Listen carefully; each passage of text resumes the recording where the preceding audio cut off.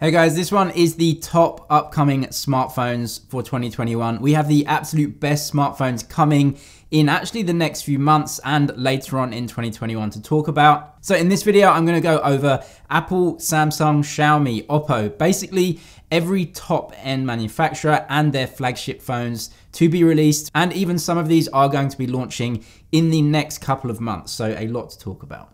So before we get into the first phone, which is a Xiaomi phone, because they're going to be the first company to release a Snapdragon 888 chipset phone, let's talk about the Snapdragon, because yesterday it was revealed that the new Snapdragon flagship SoC is the Xiaolong Ba Ba Ba in Chinese, which is the Snapdragon 888. And yeah, 8 is a lucky number in a lot of Asian cultures, especially in Chinese culture. And obviously this is a massive step to kind of curry favor with a lot of Asian and Chinese consumers, because we have Xiaomi and then the BBK brands, Oppo, Realme, OnePlus. Other brands too, and of course Huawei not really being a big player. So Snapdragon, Qualcomm are going head on for that market. It's pretty obvious. What we know about the Snapdragon 888 right now is that it will support 144 frames per second gaming. So you know the high refresh rate screen trend, that is not going to stop, moving from 120 Hz to 144 Hz. And obviously if you're a top end phone, you might want to go for this.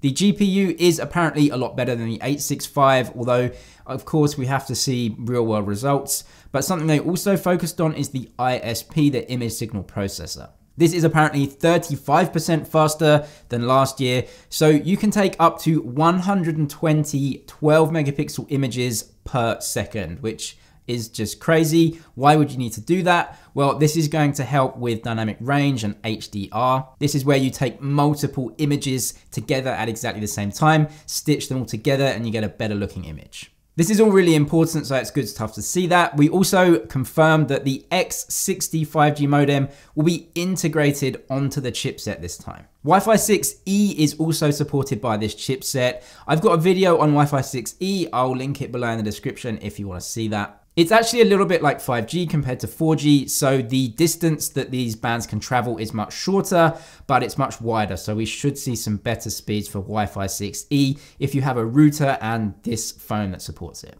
So the Xiaomi Mi 11 continuing to be the first phone using the new Snapdragon flagship SoC, so the 888 this time. What we know about the Mi 11 Pro certainly is this is going to be a very high-end device. So continuing on from the Mi 10, a lot of premium features in that phone. I absolutely loved that phone. The hardware was amazing. The audio quality, the speakers were amazing. The screen was great as well. 90 Hz, not 120 Hz, but still a great screen. The Mi 11 Pro is just going to carry this on. Rumors certainly that it's going to have a 120 Hz refresh rate with W Quad HD. So high resolution, high refresh rate. That really is flagship specs. Also rumors that this might have a quad curved display.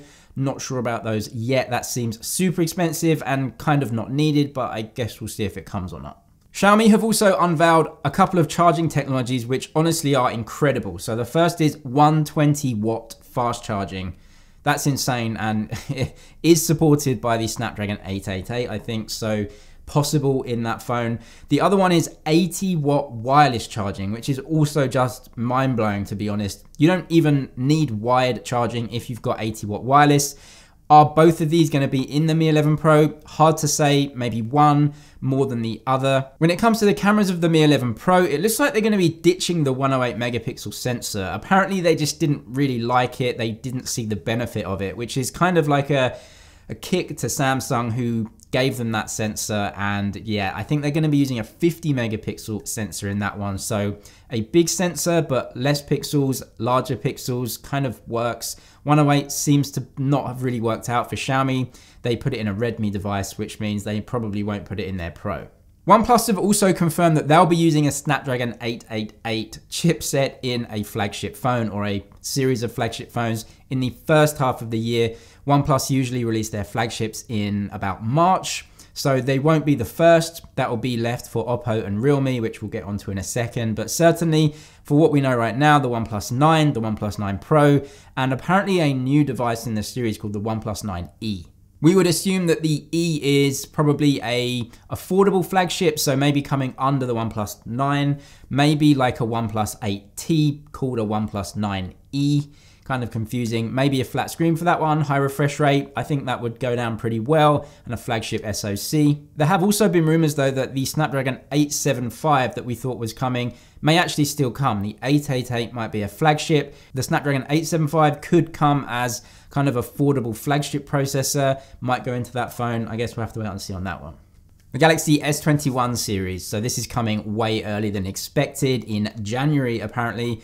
And well, we're going to have 3 phones in the series, the S21, the Plus, and the S21 Ultra. A big change for Samsung this time around with the Ultra. This will have S Pen support.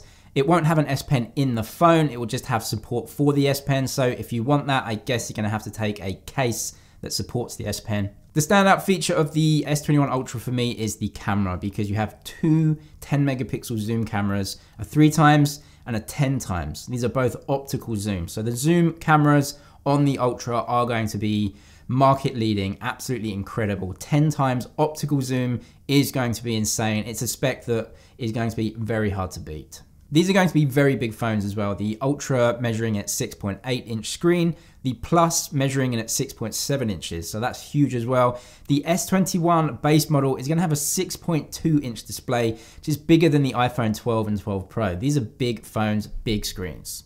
Other notable changes from the S20 series is that the S21 and 21 Plus could possibly be featuring flat displays, no curve whatsoever, which means that it's cheaper for Samsung to make, and there are rumors that those phones could be coming at about $100 cheaper than the S20 series. We'll have to wait for that one though. Also interesting is that during the Snapdragon conference, there were lots of logos around and Samsung just wasn't there. And a lot of people are reading into this to think that actually Samsung may not be using the Snapdragon chipsets in their phones and maybe just going with Exynos for all of them. Unsubstantiated, we don't really know for sure, but we have to assume that maybe Snapdragon in those markets, so China and America, and then Exynos in the others like usual. Realme Race is also a confirmed phone, and Realme have put out some teasers for this, and it looks exactly like the Huawei Mate 40 Pro, which actually isn't a bad thing, but yeah, definitely a copy of that one. But it looks a good phone, and it's going to have a Snapdragon 888. It's also going to be very affordable. Realme have a reputation for bringing some of the cheapest and most affordable prices when it comes to the specs. So a flagship SoC, expect a high refresh rate display, expect super fast charging, maybe 65 watts or more. Called the Race, it could have actually Realme's 120 watt, which they unveiled a few months ago. So I'd look out for that spec. Oppo, the parent company of Realme, actually released a phone called the Ace, the Reno Ace. They said to have discontinued that under the Oppo brand, so it looks like that could be switched over to Realme. So Realme Ace Race kind of makes sense, but that phone was known for high speed charging, so that could be carried over into that phone. The Galaxy Z Fold 3 is also coming, and you know, there's lots of rumors that the Note 21 series won't be coming, or Samsung will be discontinuing this series. Those rumors still not confirmed 100%, but there's not too much evidence that the Note series exists for next year. Anyway, of course, the Z Fold is the premium offering from Samsung, a foldable device, phone on the outside, tablet on the inside. It is, of course, the premium offer. The Z Fold 3 apparently supporting the S Pen for the first time. That is just going to be a killer spec. Also, under-screen cameras tipped for that phone. Again, we'll have to see if Samsung can make that technology perfect before putting it in there. Adding an S Pen, an under-screen camera, and the new chipset, it's going to be a killer device for sure. Oppo have also said that they will be using the Snapdragon 888 in a flagship phone in the start of the year. This may be the Oppo Find X3 Pro. Hard to see how Oppo can improve on the spec sheet from the Find X2 Pro. Obviously, they'll have the brand new flagship SoC and then probably faster charging. They had 65 watt in the Find X2 Pro. That'll probably go up to 120 or 125 watt, their new charging spec. Other than that, the hardware is kind of hard to improve on. They already have a periscope zoom. They already have a large image sensor under the main camera. So some iterative upgrades there all around. Another notable absence from all of these logos in the Qualcomm event was Google. It's just not there. And we know Google didn't use the flagship SoC in the Google Pixel 5. Looks like that may happen again in the Google Pixel 6. Nothing too much is known about those phones, though there are rumors that Google may be using Samsung Exynos chipsets, maybe getting an Exynos chipset custom made for them, so actually ditching Qualcomm altogether. We'll have to see if that actually works out. Other than that, they could be using a mid-range or a Snapdragon 875 like I talked about. So we'll wait and see what chipset they're using, but sure, the Pixel 6 once more will look to be maybe a more affordable option from Google.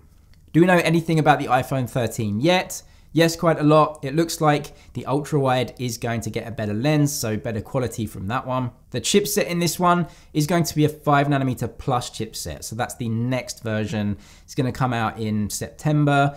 120Hz ProMotion displays are almost a certainty for at least the Pro models. And there are rumors that Apple may go portless. So no Lightning port. Maybe for one of the phones, the iPhone Mini could be a good candidate for the first phone to go portless. The Pro models might keep the port. Not sure if they're going to do that. We'll have to wait and see on that one, as a lot of these rumors are very early still. I'd love to know what phone you are looking forward to the most. Are you looking to buy a new phone very soon, get your hands on a Snapdragon chipset, and which one of those phones interests you the most? Let me know in the comments. That is it for this one though. Thank you for watching. Please subscribe if you haven't already, and I'll see you in the next one.